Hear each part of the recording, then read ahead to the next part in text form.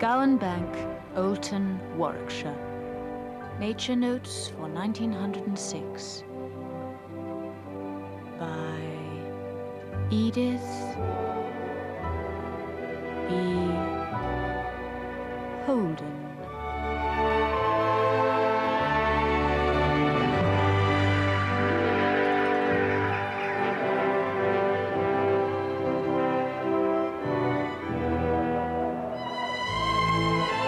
To sit on rocks, to muse o'er flood and fell, to slowly trace the forest's shady scene where things that own not man's dominion dwell, and mortal foot hath ne'er or rarely been, to climb the trackless mountain all unseen, with the wild flock that never need a fold, alone o'er steeps and foaming falls to lean. This is not solitude, 'tis but to hold converse with nature's charms and view her stores unrolled.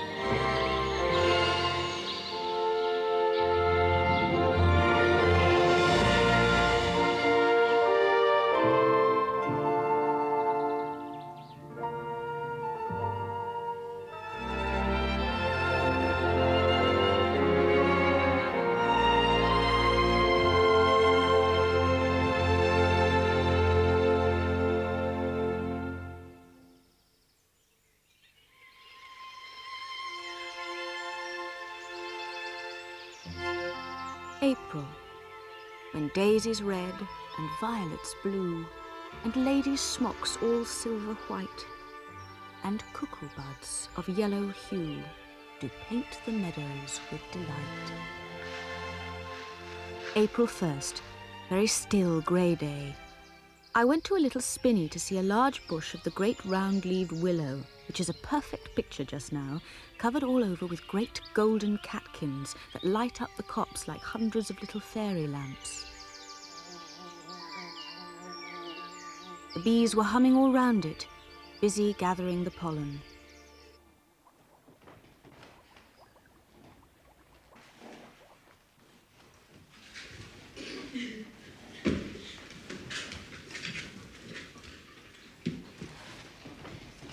I'm sorry I'm late, Miss Holden.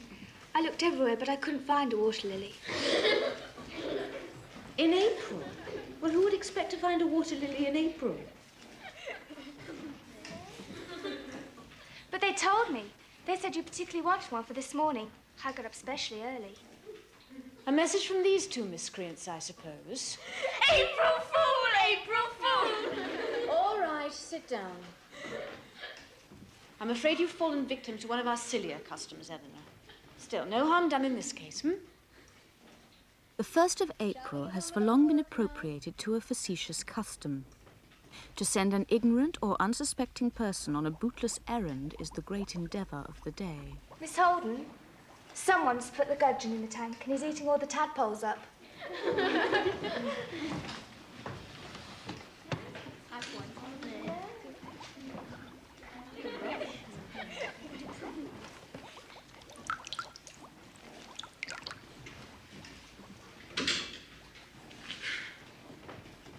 A cruel trick. Isn't nature cruel anyway, Miss Holden? No. Gudgeon has to eat.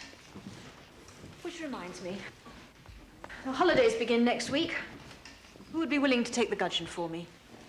Good. Eleanor, will you take him, please? Now remember, take your notebooks with you wherever you go and draw what you find. Are you going away, Miss Holden? Yes, to Dartmoor.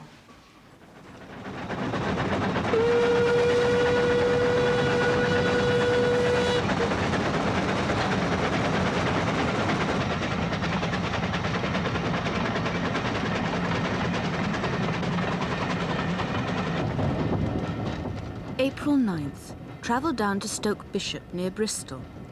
The low-lying fertile lands around the Avon in Worcestershire were golden with marsh marigolds. And I saw a good many cowslips. The plum and damson trees were all in blossom. Isn't it lovely to be going home? Well, I'm not exactly. Pretty young lady like you, let me guess. You're going to meet your young man, then? No, I'm sorry. Don't you leave it too late. It's my advice. Be surprised how quickly the years go by.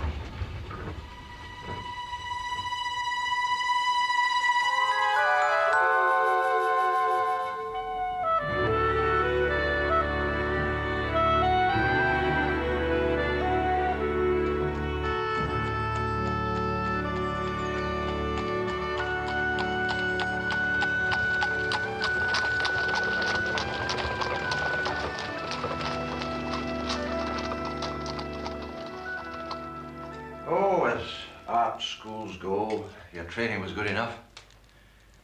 But if you really want to learn to draw beasts and you're prepared to work hard and no nonsense, you could make no better choice than Craig Mill.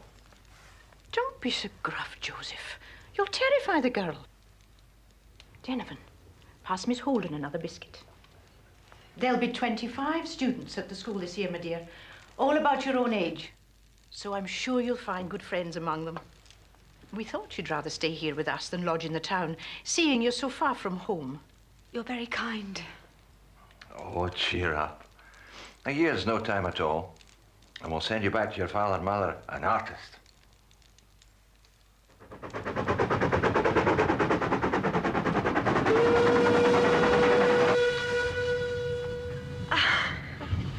You've been miles away. Seem to be enjoying yourself. I was remembering a trip I made by train to Scotland many years ago, to painting school. No young man up there? Nor down here. Just a family I've known for many years. The eldest daughter, Belle, is a particular friend of mine. Travelled on to Dowsland on Dartmoor. Primroses thick all along the line.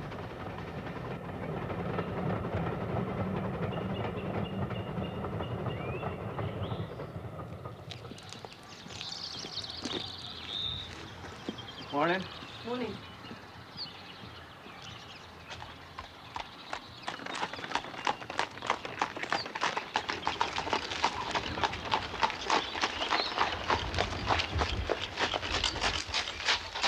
Bella!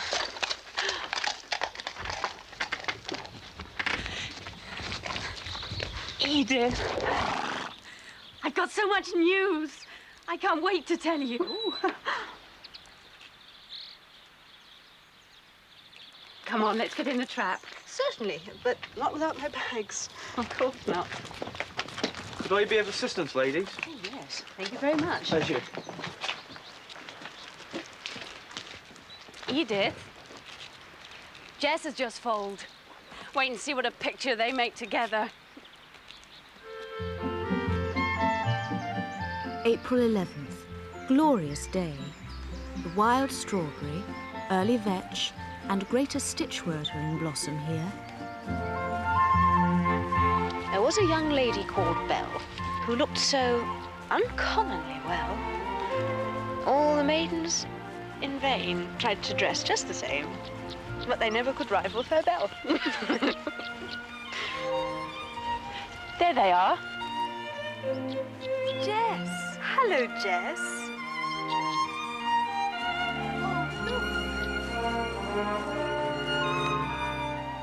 Oh, you clever lady.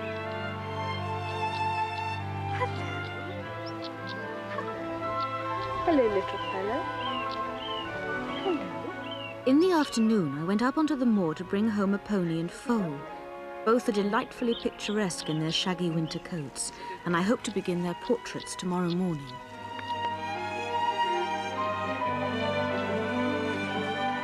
Up on the moor, the world seemed to be made up of sky and gorse, such acres of fragrant golden blossom.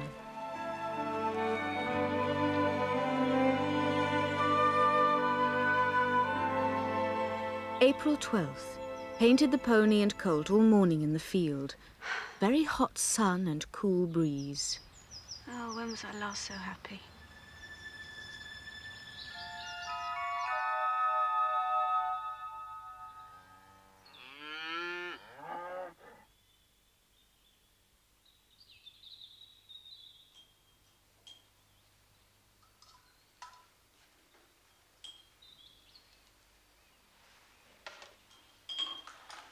Time for a wee dram, as Mr. Adam would say. Edith, lunch? Oh, no, thank you, Michael. I think I'll stay here and finish this.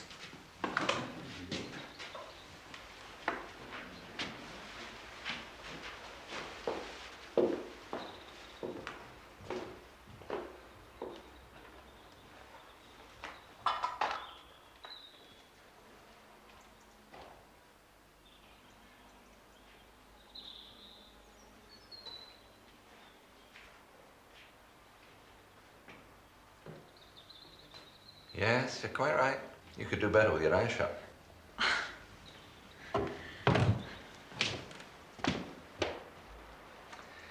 You'll do well, you know. Trust me. Come on, we can go and have some lunch and talk about it, eh?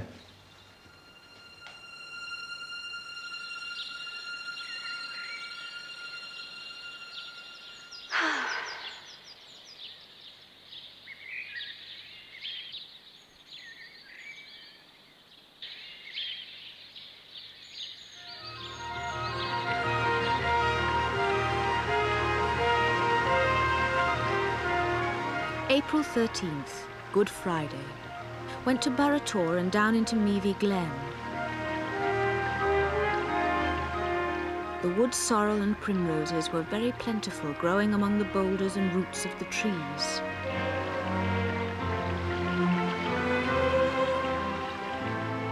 The ash trees are all in flower,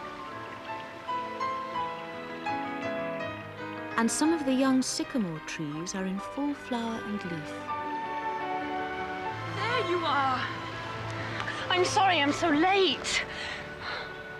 You must think me awfully rude. You couldn't be anything but kind and good-hearted, Belle. But you do look quite different somehow. Well, you always did say you could read minds. Ah, there's a secret.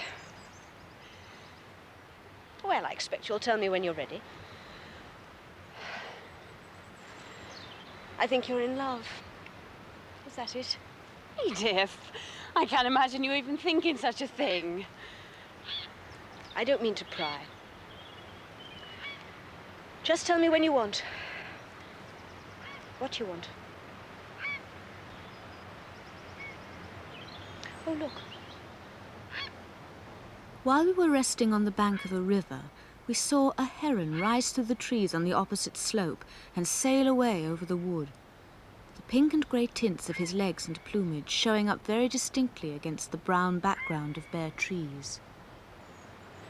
Oh, I envy your calm, Edith. Do you?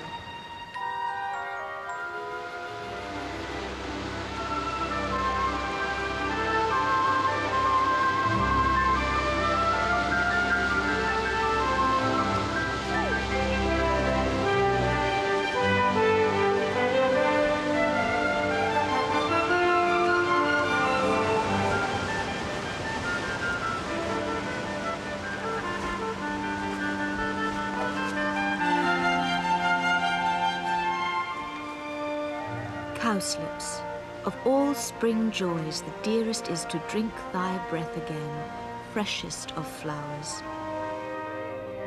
The bluebell lights the copse, the primrose paves the glen, but thy frank beauty overtops in open fields the newborn grass to meet the kiss of sun and wind and showers, and yields spring's essence from those fire-red drops that dyed the breast of Imogen.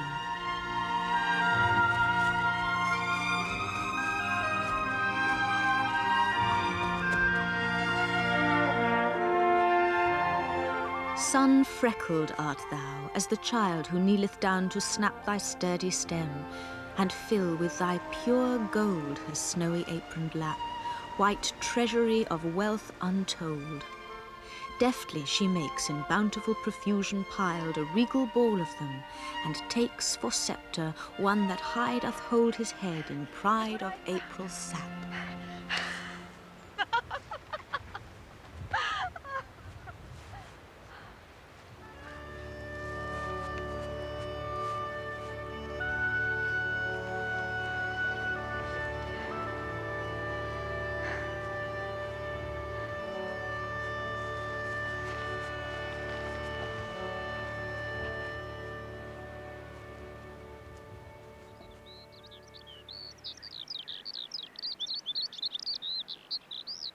Well, has he asked you yet?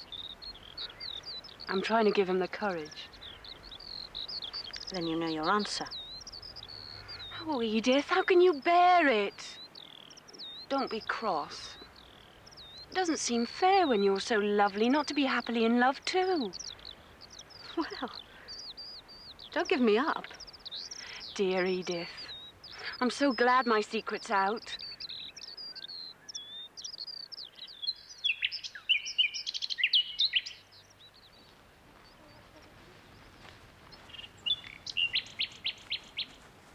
April 17th. Walking through the fields, came upon quite a grove of young cherry trees in blossom, growing all along the top of one of the banks. The wall banks that divide the fields here and run along the lanes are beginning to be enamelled with little flowers and ferns, and on the broad tops crowned with low hedges the bluebells are very thick. The blackthorn bushes are a wonderful sight just now, their masses of snowy blossom making a striking contrast with the deep gold of the gorse. Saw the yellow brimstone butterfly and the first swallow.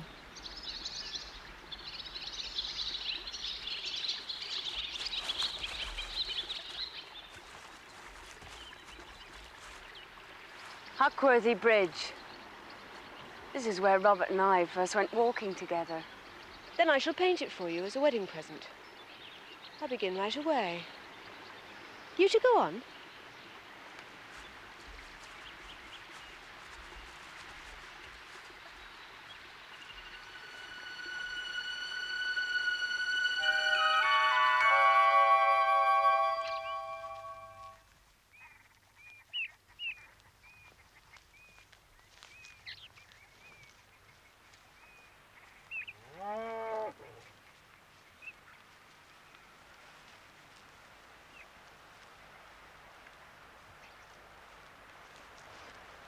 The trick is not to be afraid. Come on, I'll show you.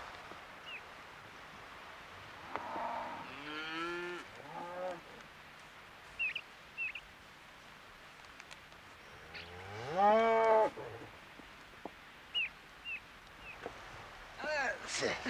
There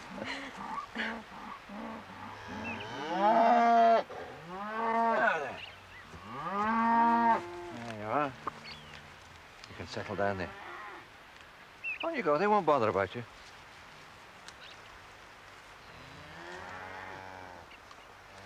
And remember, the trick is not to be afraid.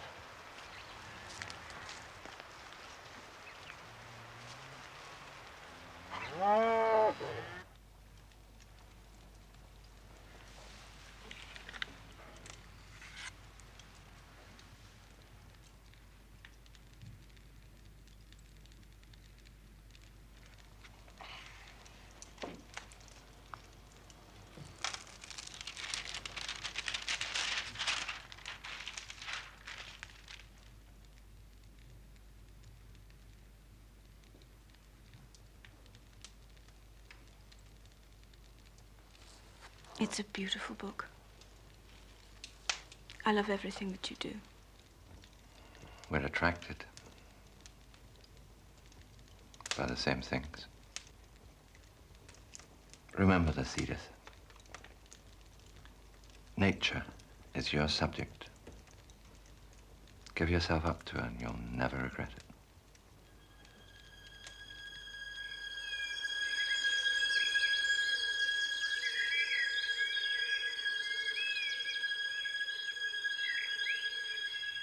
You must wake and call me early. Call me early, mother dear. Tomorrow will be the happiest time of all the glad new year.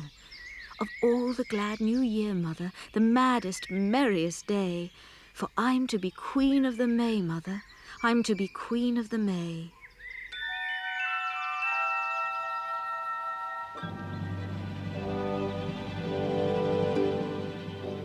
The honeysuckle round the porch has woven its wavy bowers,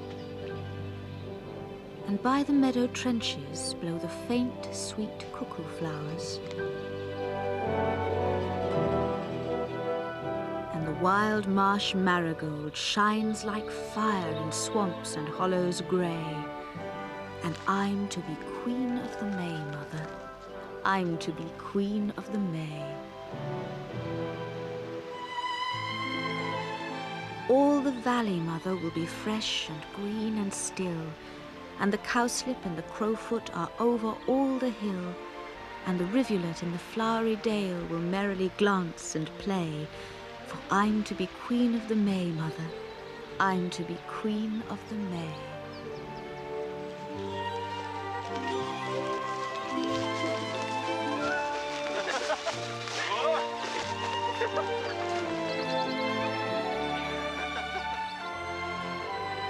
April 22nd.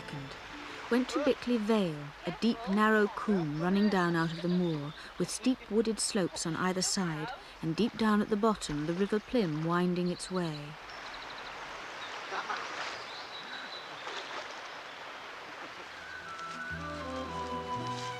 The ground was carpeted with anemones and bluebells, and here and there primroses. The tall, handsome plants of the wood spurge were very conspicuous with their red stalks and pale green flowers. It was the first time I had ever seen this plant. In one little open glade we came upon a bush of golden broom flower. We found the shining crane's bill, Herb Robert, and ivy-leaved toadflax in flower. We walked 4 miles through the woods to Plymbridge at the far end of the vale. A water ouzel skimmed across the river and in under the archway of the old grey stone bridge, every cranny of which was green with tiny ferns.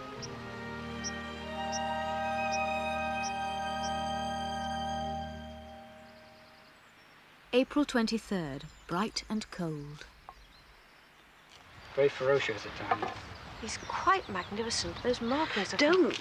They're poisonous. Please, just be a little careful, that's all. Yeah. Saw 2 live vipers which had been brought in from the moor. One of them was more than 2 feet long. The gentleman who had captured them handled them quite fearlessly. He held one up by the back of the neck, and forcing its mouth open with a stick, he showed me the 2 little pink fangs in the upper jaw. When on the ground, they reared themselves up and hissed and struck repeatedly at a walking stick.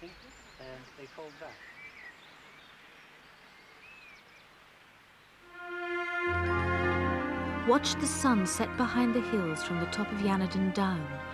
Gorgeous gold and purple clouds near the horizon, and up above, clear golden sky.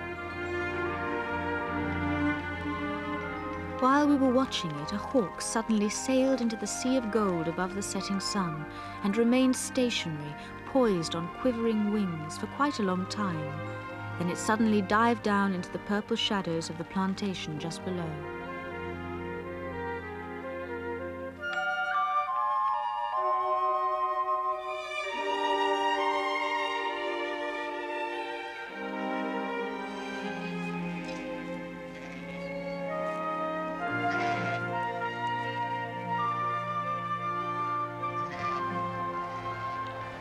Tomorrow I must give you back to your family.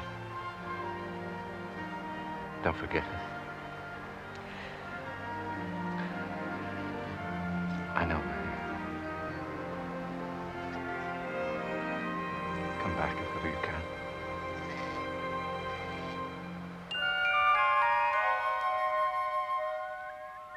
April 29th. Heavy snow shower in the night. When I looked out this morning, the landscape was all white. Oh, how this spring of love resembleth the uncertain glory of an April day, which now shows all the beauty of the sun, and by, a cloud takes all away.